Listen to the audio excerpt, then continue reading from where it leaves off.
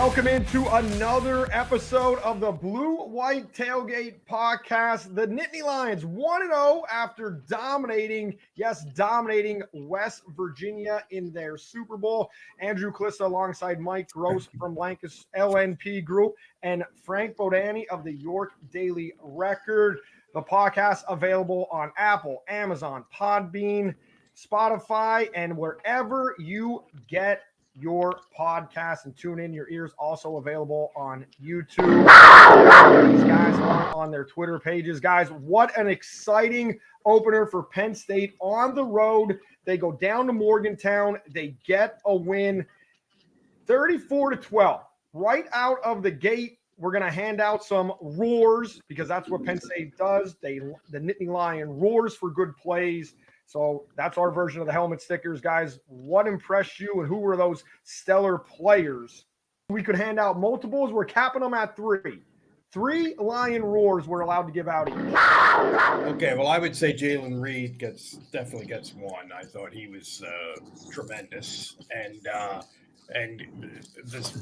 I guess the safety tandem of him and Kevin Winston. But maybe that's stealing the thunder from you guys. But I thought those guys were great. We expected the safety position and then this hybrid position to be featured in Tom Allen's system. And boy, it really was. Normally, traditional football thinking is if your safeties are making a ton of tackles, something's going wrong. But that's not the case with this defense and this system. Who are your other roars? You get 3. You get 3. Okay, I'll give one to you don't have to use them. They're like timeouts. A lot of coaches keep those timeouts in the pocket. Okay, I just metaphorically sprinted down the sideline. There you go. James, see that? Yeah. Earl would love you. With what Bill O'Brien once referred to as Ivy League speed. I sprinted down the sideline. Wow. Okay, so give me Trey Wallace and the safety. Awesome. Okay, I'm going with half of a roar for each safety because I want more picks.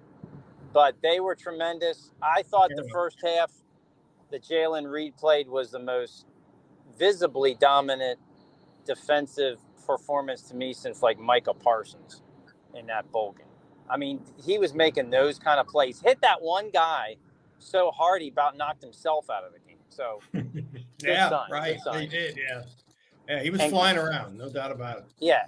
All right. So on offense, I'm going with Trey Wallace because, I mean, we heard about this guy for 2 years, and he put in and he showed up to the point where it's like everything we heard about, yeah, it's real and more. That catch he had in the end zone was amazing. And the guy that threw him the ball gets my third one because Drew Aller was excellent. I mean, his throwing smoothed out really quickly, but the big plays that's an NFL quality throw he made to Trey Wallace in the corner of the end zone, the back shoulder.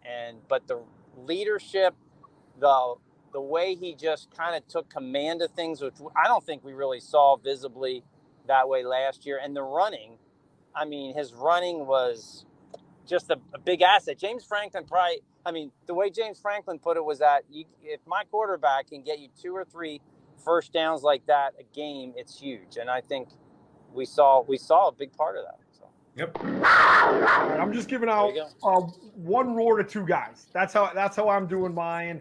And my goes to offensive coordinator Andy Kotelnicki. I thought he was spectacular. Penn State pushed the ball down the field. We're going to get more into the scheme and things like that. But I just thought overall he did a great job. And I think that's why a lot of people were picking against Penn State on national stage and thinking West Virginia was really going to be in this game. 1, because of attitude, and 2, because of the 2 new coordinators. And I thought Andy did a great job. Not saying Tom Allen doesn't deserve one, but we all knew the defense had some ballers out there. And part of the reason Kotelnicki gets one is because whatever he did with Drew Aller looked to be a changed man. And Mike, I know you're going to hit on this in a little bit, but just the attitude he displayed, I could deal without the fired upness, getting in the referee's face. You know, I'm a former football official, still current basketball. You stopped offending the officials. So I would have flagged that. We're going to get to the officials towards the end of this. I'm not defending them. But I'm just saying from Drew's standpoint, I don't want him to get the Matt McGloin treatment and the 15-yard penalty. That hurts the team. So, but I love the attitude. He ran over, didn't run over, stiff-armed the young trotter, the freshman out of St. Joe's Prep in Philadelphia, and then was John with him. He had an attitude about him. He had a confidence about him. Fit balls in the tight windows, and I just feel like what Kotelnicki and James Franklin did in this offseason, whether they took handcuffs off of Drew, whether they sat him down and said, "Listen, you just go out and be Drew Aller and throw the football and be yourself." I just thought those two guys really deserved a Lions roar right there. Obviously the safeties were phenomenal. James Boyd is smiling at the way Jalen Reed played, because we know James likes to bring the hammer, and Jalen Reed could do that. So, no doubt. No doubt on that. With all these plays and how Penn State played, like it's hard to say like what you're most excited about. But, I want people to be excited about how Frank Bodani picked the game last week on our podcast, because this game played out exactly the way, Frank, you said it was going to. I mean, so what were you most excited about as you're watching this game go exactly how you picked? Wow, I don't deserve that kind of credit, but defensively, I kind of figured they would take West Virginia's running game away, but they took it away actually probably quicker and more efficiently, and especially the job they did on Garrett Green, a quarterback, who, hurt them to some degree last year. I mean, this year, that was not happening, and I just think that the safety play is dramatically different, and that's a big part, but overall, I think we probably don't give enough credit to the defensive line. I think the tackles did a nice job. There just wasn't lanes to go after about the first quarter or so for West Virginia. And I didn't know if that would happen that quickly. So I thought it was impressive. The thing is, I really liked watching their linebackers, because I'm wondering how this is going to be. And Tony Rojas looked a little bit raw on the edges, but a lot of ability. Kobe King had one tackle where he literally took the guy and just heaved him to the ground. But there's some unevenness there, and I think that's expected. But overall, they took down West Virginia. They took out Garrett Green way better than even I thought they would, to the point where he wasn't even going for that fumble in the second half. It was like, I'm done. I'm going to run over to the ball, but I'm not diving on it because I'm tired of getting hit. So that's it. Yeah, I would agree with that. I think if you're thinking big picture here, and I was thinking this driving home, and James said it in his press conference yesterday. If you compare this to West Virginia's offense a year ago, well, this offense should be as good as their offense was a year ago, and there were some elements in that game a year ago that maybe were a little bit more difficult for West Virginia. They were on the road, they got behind early, and they didn't have the kid from the running back from New York in that game.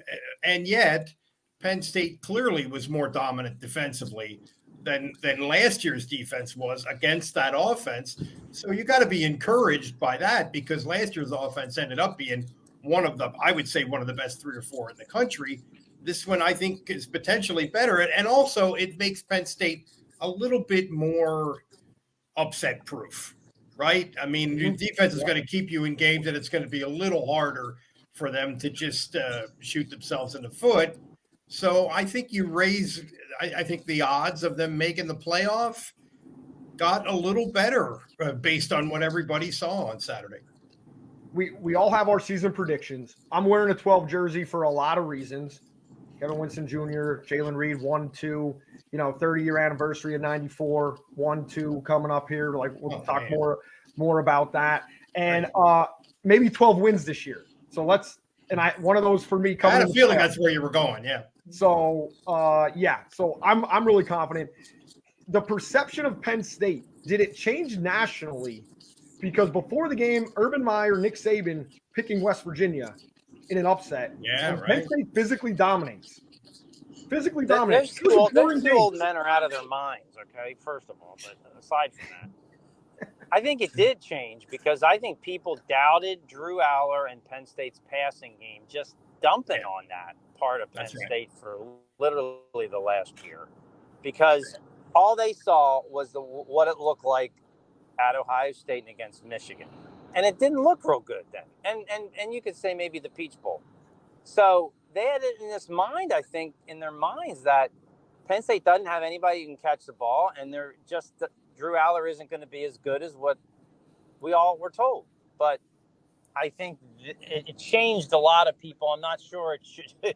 I'm not sure. I mean, I think it's very encouraging what they did, but there's a lot more to grow and to clean up and to add. But I'm not sure it should change people that dramatically. But I think it did. I think people suddenly are like, wow, if Penn State can throw the ball like this and play like this on offense, and yeah, they're maybe the real deal. Yeah, I think that's right. Although we're talking a lot about how struck we were with the defense, I think in terms of national perception, what Aller showed people was an eye opener. I think maybe what they did offensively in the passing game, and particularly Aller, I think might have opened some eyes. I thought the aggressiveness and I really thought, his first throw that was like low and behind on the in route. I'm not going to lie. I thought, like, here we go again. Like, yeah, he did have a couple of real bad throws, and I know which one you're talking about. That was a bad one. And then when it was 6-0 coming back, Penn State's backed up a little bit. I think he's thrown from inside his own 20-yard line. He hit an out route to Wallace, who didn't have separation. Timing throw right really there. And for me, it's easy to hit guys and drop a ball into a certain thing on a timing route, and you hit him in stride and the receiver's going to take off and all that. But that throw right there said, like, hey, Drew Aller's confident. He's throwing the ball around. And that was a changer for me, because I felt like last year that wasn't a throw that Drew Aller made a lot opposite hash and just right on the money into a tight receiver with no separation. Right there. So we have all these things. Frank, you kind of mentioned it. Like, let's not get too excited. They still have things to work on. What would be your thumbs down for Penn State in this coming out of this football game? It's tough to find one because there's a lot of positives, but what would it be? Well, I think it's small things that are mostly correctable. I mean, too many penalties, but it's the first game, so guys are jumping around a little bit, maybe too much. Defensively, I think the linebackers are still a work in progress, but okay. I mean, we kind of know what we have there. I just need more time, I think. Defensive ends, I think the pass rush will be better. Abdul Carter's got to get to the point where he has more tackles than penalties, but I think that'll happen, right? That was just an aberration. Kicking game, I mean, I think people are going to doubt it, but I'm going to need to wait and see a little bit before I would be concerned about anything there. Same with punt returning. I mean, Caden Wallace isn't 100%, so I think he was just fair catching everything on purpose pretty much. But there's some things, I mean, as well as maybe they played overall in people's eyes, I think a lot of those things can get better. And I think that's a good thing. You don't, like you mentioned, we talked about Penn State's Arizona game in 1999, where they came out on fire. The problem, I think, was they weren't ever going to be better than that on offense. Like, there wasn't anything more for them. Like, they played so well and their personnel was just what it is. I think this group has more room to improve. They can get more wide receivers involved. They can run block a little better early in the games. There's more to get from Katron Allen starting this week. So there's a lot of things yet to get, and I think that's a good thing. Yeah, I think that's true. Example, they really didn't get a ton out of the tight end position. I mean, they did get an excellent touchdown, but they didn't get what Katron Allen didn't do, what he would normally do. And a lot of that is, as Franklin said the other day, it just, with the running backs, it's just who happens to be in the game when they block the hell out of a play. And Singleton, I guess you'd say, was fortunate in that regard. Other wide receivers, I mean, Liam Clifford, who we've been hearing about for 6 months, You barely noticed that he was out there. I mean, I don't know if he did a good job blocking or not. I didn't really notice that. Same with Julian Fleming. I mean, Franklin really praised his overall performance, but I don't remember him even being targeted in the game, much less. And he played a lot of snaps. So there's more meat on the bone in terms of their skill positions offensively. I absolutely. Yeah, Fleming. I know what Fleming was open on the Tyler Warren touchdown, but Prabula had obviously Warren is wide open, so he had his pick on what he was going to do. Obviously, went with his first read. But yeah, Fleming, not targeted in the game. I had a couple people asking me, "Is he playing?" I'm like, "Yeah, he's playing. He's lined up. He's been in 3 straight plays." Yeah, I got that from some readers too, and he was out there a lot. I mean, I was surprised to see that he had as many snaps as any wide receiver. When I looked at the snap counts, but yeah, I mean, he was out there. That's I guess people just don't notice if you're not making the catches. Absolutely. No, and the quarterback's only threw 19 passes too. So that's right. I mean, I would think a lower number than what people realize, and a lower number than what you're going to see from most. I would think most games. You take 5. You take 5 to Trey Wallace, and you spread it around, and then you don't have many left. Yeah, that's right. And they did get a big play on a pass interference call that Omari Evans kind of drew with his boxing out or whatever you want to call it. And I always look at, with the passing game, I always look at yards per attempt. And if you have more than 10 yards per attempt, that's really good. And they did. He threw for 211 or something like that.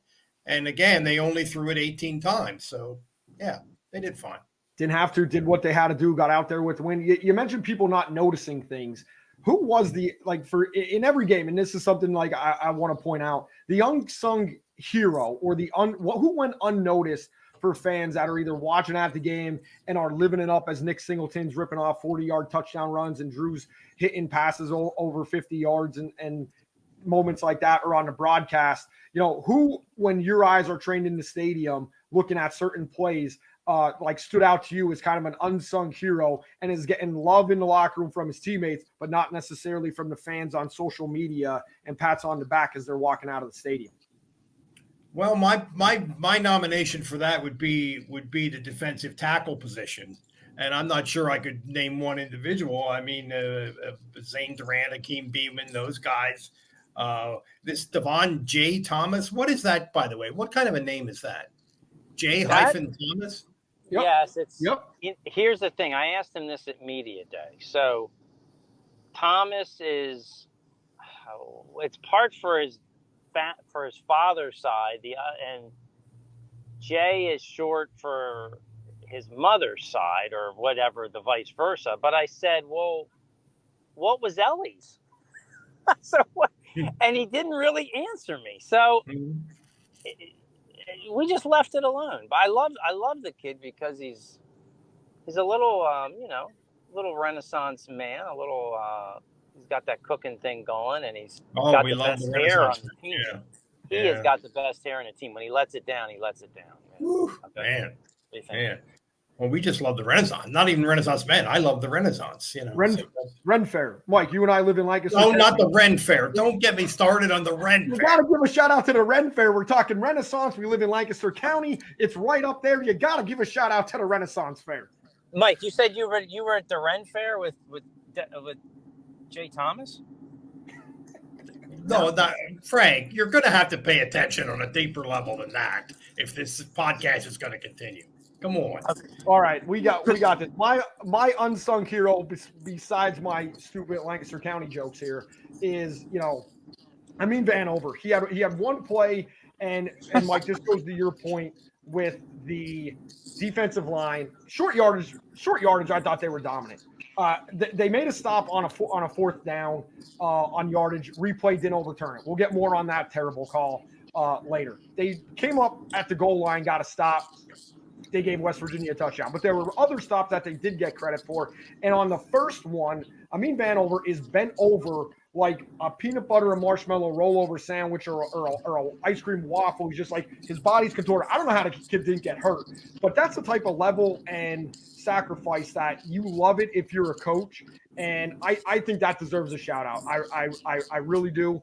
And at the other thing is Big Vega along the offensive line. He is, had a lot of big plays, blowing open holes on a lot of pulls. On the first touchdown pass to Trey Wallace, picked up a guy, created a nice pocket. The whole offensive line in general. Mike, I know you were impressed just with all the guards that played, but I wanted to give a special shout out as an unsung hero to Big Vega.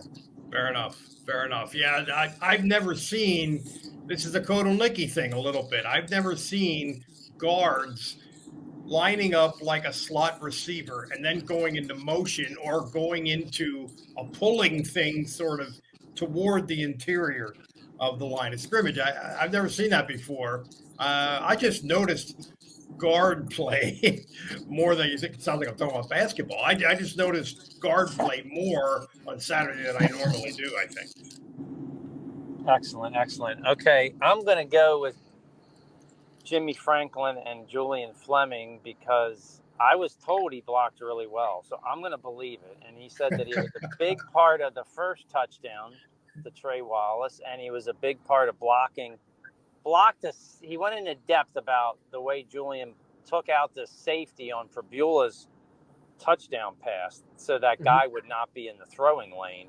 And I guess my point is there are some things that we don't notice that make the difference between a good play and not a good play. And I think a lot last year was maybe not even so much the plays, but they didn't work. And maybe it's things like this, the receivers don't block the guy. Okay. Yeah. Then all of a sudden things blow up. If a guard misses that block, which maybe Big Venga didn't do this time, then Nick Singleton can't pick his way. If you see the replay of him going through the line on his 40-yard touchdown run, I don't think he got a lot of that last year. Those running backs were fighting for space the entire season, it seemed like. So I saw a thing today online where they said that Singleton was going during that 40-yard touchdown run, he was going 21.8 miles an hour. That's the fastest that any college football player was moving during this weekend of games. I don't know how they figure that, but that's what I heard. Well, hell, after last year, I could see why he would be running that fast, and no one's catching him. Though he did get caught from, I don't know if you call it from behind. Last kind of, but not really. That was a good angle drill. Drill. That was a good angle. He ran angry, and he ran with confidence. And talking to him after the Peach Bowl last year, I asked him flat out, what do you got to do to take the next step? And he snapped his head around. What do you mean take the next step? Like, what do you guys have to do to be better? And he was angry at the question. I think he just wanted last year to be over. He didn't have a great year last year. In general, it was a struggle. Yeah, he had to know that was a reasonable question. I think. He did, but he, frustrated after the game. We saw the emotion when he scored. I believe it was Northwestern when he finally got into the end zone. He let it out. I just think last year he wanted to be frustrated. So I think it's a good sign for Penn State that he seems to be confident in hitting a big play early. The game and the atmosphere. College football is awesome. That's why we do what we do. That's why we're here talking about it. I leave TV and, I'm fortunate to do a podcast with you guys and stuff, because we love college football. What did you guys love just about the whole environment on Saturday? Because me being outside the stadium with the West Virginia fans, it was awesome. They were great. A lot of pit jokes going back and forth between people. We saw the chant underneath the stadium. I just, I had a great time outside the stadium, from my point of view. Great fans. Awesome. Make a trip to Morgantown. Well, apparently during the weather delay, there was a big group of people went under the bleachers. And there was a big space there under the bleachers that was just wall-to-wall people.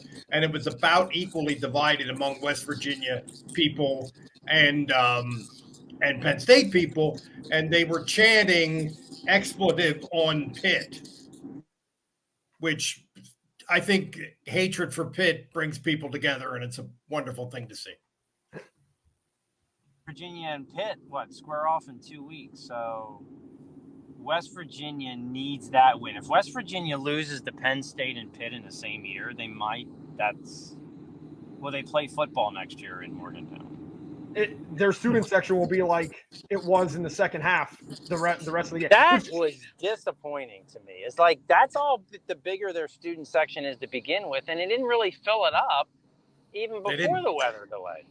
Yeah, I was disappointed with the students, and maybe this is just old man ranting, but I just feel like students in general don't get to games early enough. I know it's noon, and yes, there's things to do on a college campus on a Friday night and stuff like that. I get that, but this was your biggest game, and I said I had a great time outside the stadium. It seemed like, and I guess the game had something to do with it. Maybe the start did as well with the multiple fumbles. Yeah. But the atmosphere, the flyover was incredible with the F-16s flying low, lighting up the afterburners. It sounded like because they were loud. That was like the most energy that was in the stadium for me. And then after that, it was just all downhill, which is good if you're a Penn State fan. Well, yeah. I felt like when they hit Wallace for that touchdown, for Penn State's first touchdown on the slant, and he kind of scored easily. That seemed to let a lot of the air out of the any edge that the West Virginia fans had, and then it was kind of they gradually sort of saw how it was going, and I expected, I'm with Frank, I expected the crowd to be more edgy, noisier. You expect to feel these places literally shake when you're sitting in the press box, and it was a little bit less electric than I guess I expected it to be. Yeah, I mean, the thing about it, I don't like noon football games, only because if you want the atmosphere, I mean, they're better for us in a way as reporters, because we're not sitting there trying to get stuff done at 11 o'clock at night, and the people that some people can get their print stories in the next day and all that, but the atmosphere just isn't the same. I mean, and if you love college football atmosphere, it's just noon is rough, and it's rough at Penn State too. I mean, they fill it up, but it's not the same. It's not the same. No, it's just not. I will say, I'll give Penn State fans a shout out when I'm down on the field and it's still like an Ohio State and Michigan a noon game, and again, I realize that, or when it's a close game in general, like the Penn State fans do get to bring their own juice. A lot of times for those noon games, I'll say it's the Blue Hairs that bring the own juice out of the north end zone and stuff like that. At least that's the way I felt like when I'm down on the field. And I was expecting an Iowa type atmosphere with the close stands and things like that. Yeah. I just didn't feel it at all. Penn State's putting 100,000 plus in the building, and this place seats 60,000. The announced attendance was a little more than 60,000.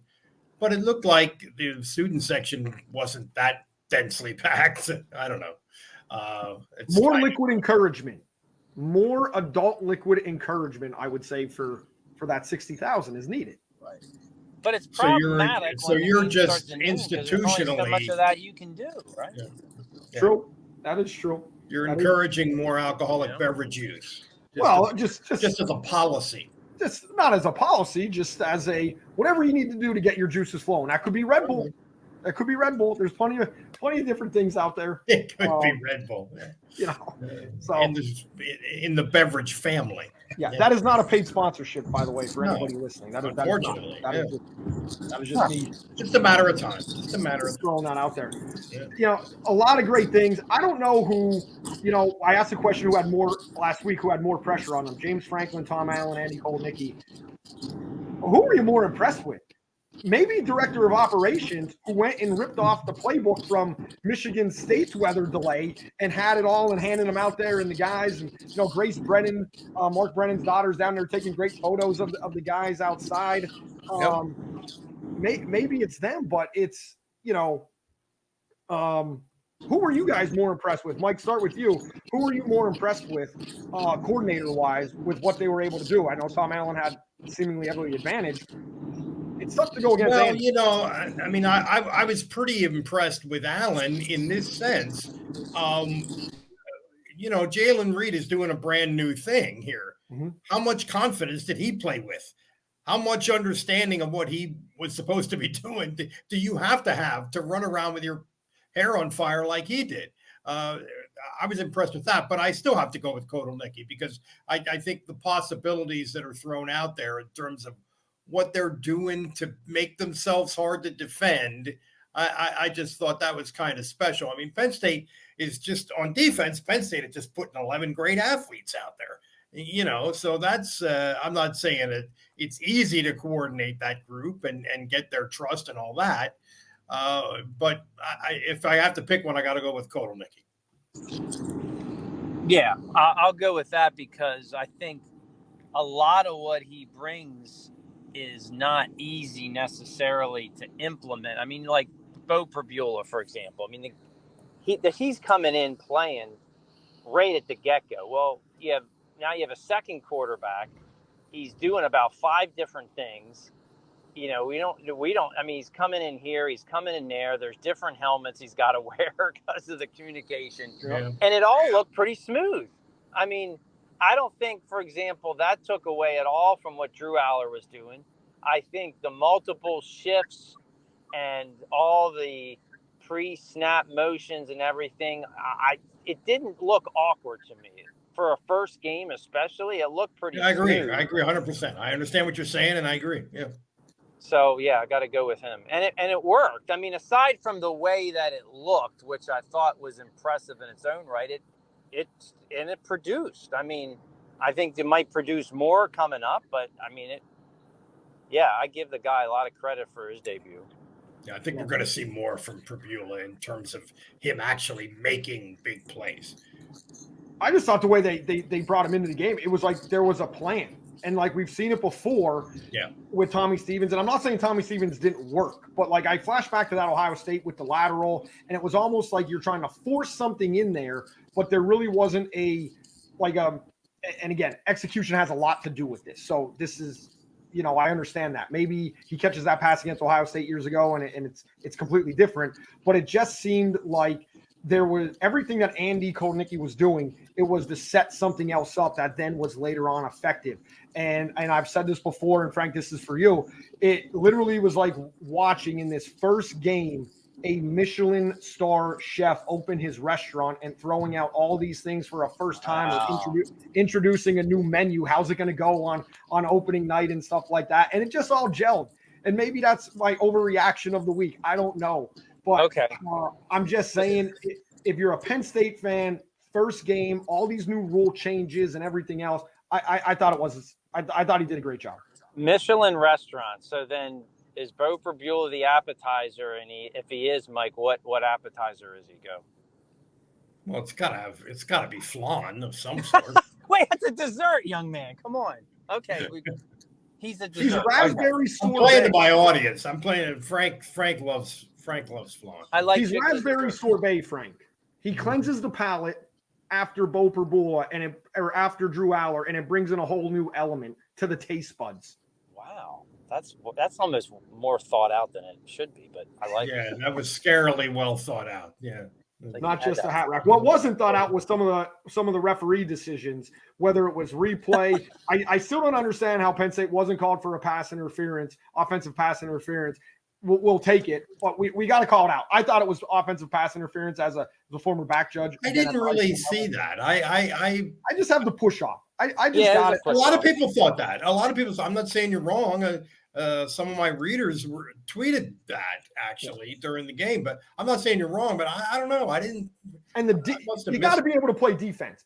And if you're Penn State on the other side, you're going to want that call. And I just think so many things go against the defense. In the USC LSU game, we actually saw the disconcerting signals where the whole D-line jump shifted to the right and they called a delay a game on the defense. I think that's putting officials in a terrible position. I don't like it. I know Penn State fans have that about 2016 with Pitt, but I just thought there were plays that should have been replayed. The flow of the game was disrupted. I just don't think the officials, and again, I know it's their week 1, 2, but I think they got to be better going forward. Yeah, I thought they were horrible. Spotting the ball numerous times. Sometimes horrible ball spots that nobody notices but me because I'm charting every play on my legal pad. That don't really matter at all, but it's still a mistake. The game was long and laborious, and the refs contributed to that, in my opinion. Yeah, just I mean, the spot on the 1 4th down play, but the reviews, Yeah. the review effort was just unconscionable, because I'm thinking, what do they have reviews if they're going to review a play that everybody on social media and watching is saying he's a yard short? So they review it and they say he made it even after reviewing it. And I'm thinking, what are they looking at? And then normally plays like that, the ref could be thrown by, there's a huge pile of bodies around, and it's hard to tell where the ball is. It's hard to tell where the forward progress stopped. This wasn't like that at all. It was so clear. I don't know. And I don't know.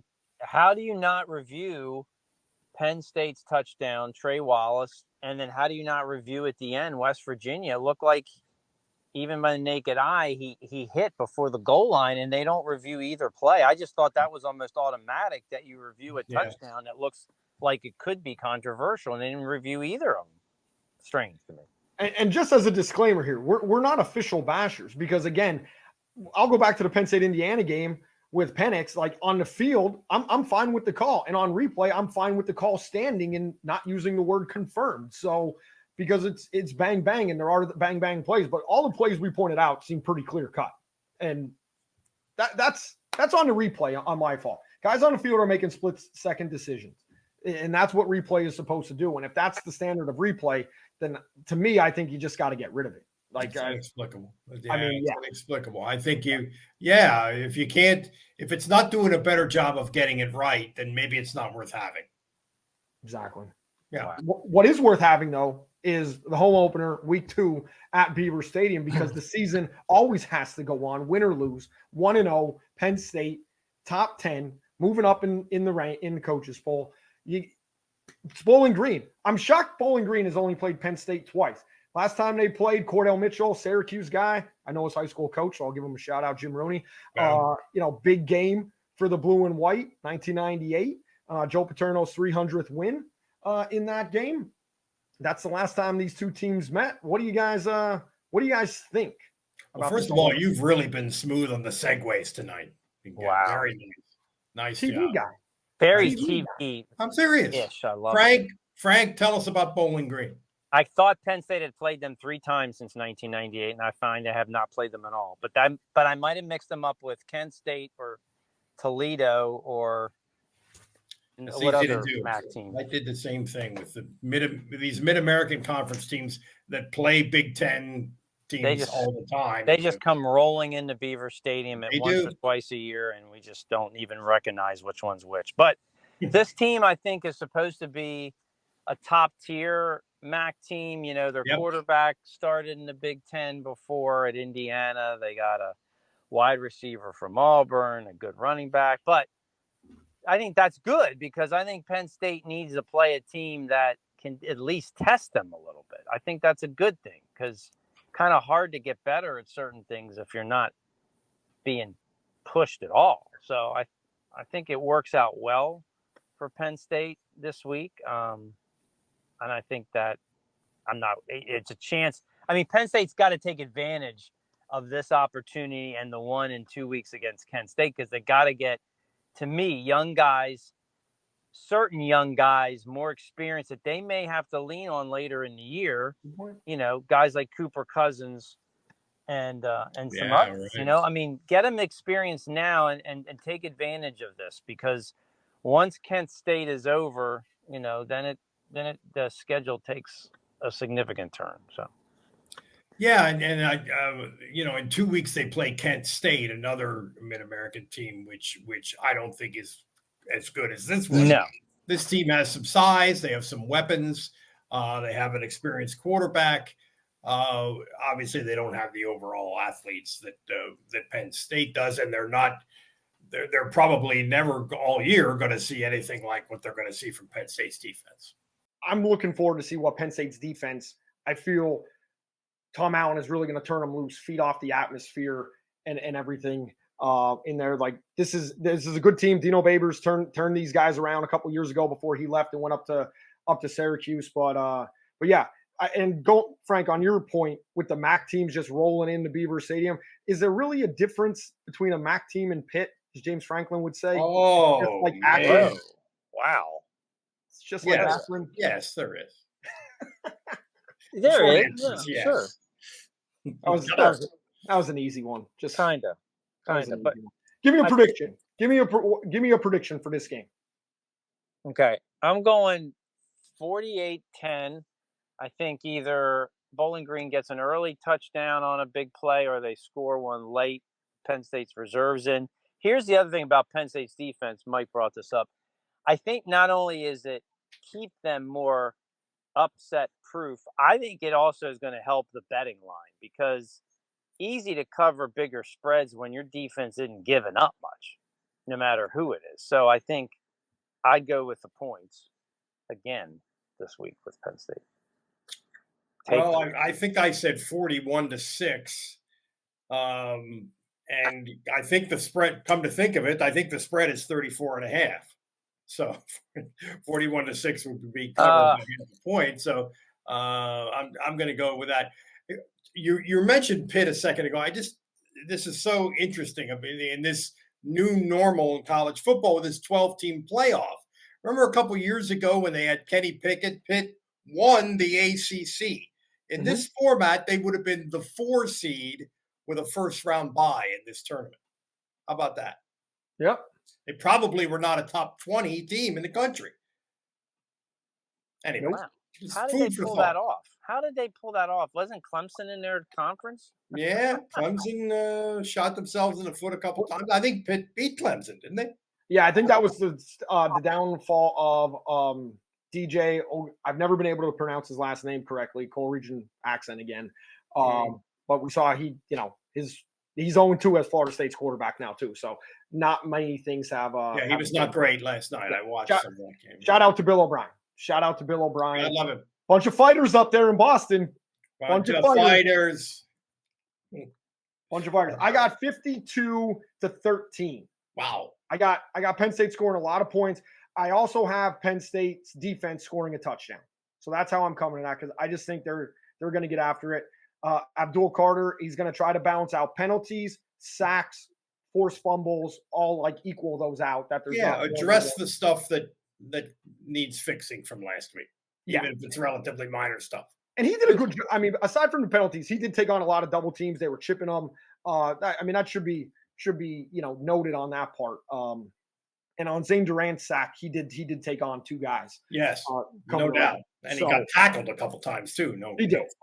He did. No flags. No flag. Who's scoring the defensive touchdown? What's that? Who's scoring the defensive touchdown?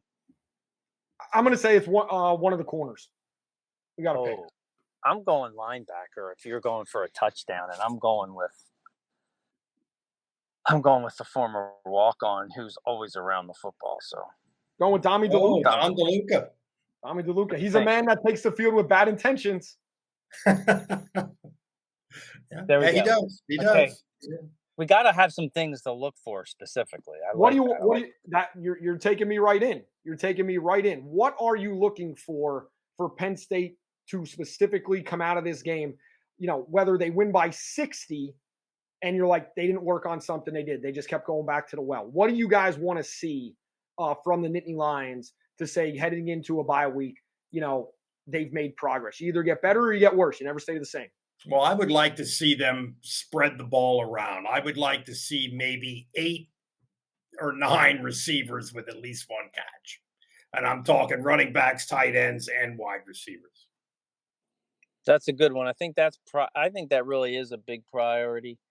I think defensively, I want to see, you mentioned a little bit. I want to see the edge rushers kind of even things out a little bit.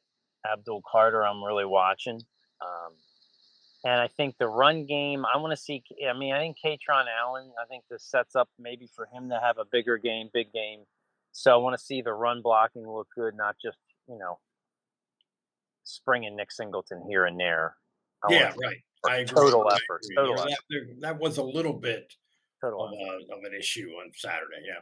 Yeah. If you take out the chunk runs, the yards per carry really isn't there. So, would like to see more of a grind it out. I'm going to go with Bo Perbula.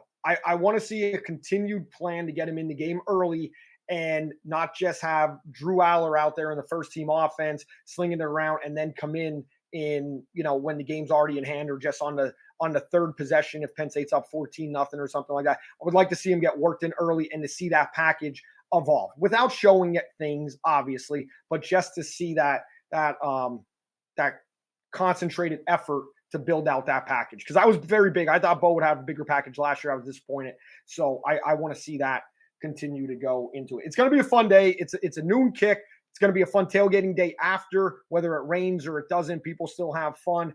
Real quick, guys, give me your favorite home openers that you've had at Beaver Stadium. Well, the one that popped into my head, and I thought about it more, I might come up with something else. But that Appalachian State game, 6 years ago or whatever that was, which was a wild game where they very nearly got upset by a team that is somewhat known for pulling off upsets, a sort of mid-to-major program that has really overachieved over the years. And that was a very dramatic game, and KJ Hamler kind of bailed them out with a big kickoff return. I might be able to come up with a better one, but that's off the top of my head. That's one. Sure is exciting. It was exciting. Yeah. Frank? Okay.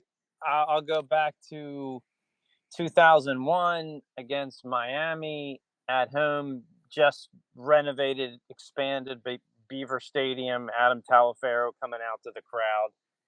Everything, a night game, everything was pretty rocking until about the second, third series. I was just going to say, everything was great about that night except the football game. Well, but come on, that's what I remember, and it was. Yeah, we're talking about what you're that important. It was exciting, and hey, I know Penn State got run, and that was a great Miami team. 2001 Miami might be the best, college team ever, and we'll talk about this during the bye week with 94 Penn State being in there. Ken Dorsey running down the sidelines, waving his arm around, pointing at the Miami, the U and everything. I mean, those are iconic images for when I was growing up. I'm going to go 2 years before that, 1999 Pigskin Classic. Courtney Brown, Brandon Short, those guys had a game, and Larry Johnson ripped off a kick return, I believe. Choo-Choo McCoo, two quarterbacks, Rashard Casey, Kevin Thompson, Shaffy Fields, just a bunch of guys, making plays. And Penn State routed them. Terry Bowden, College Game Day, was there saying, "I'm sorry, Dad, but Penn State is number one." And I think Peter Warwick made like some great play that weekend to keep Florida State undefeated. But I mean, wow. You almost sound like you were embedded with the 99 team. Is this true? Yeah, it's very impressive. LeVar Arrington did tailgate near me. I don't think he remembers me, but he tailgated near me. I used to wait for him. Great conversations with his dad afterwards, and I would just wait for him all the time.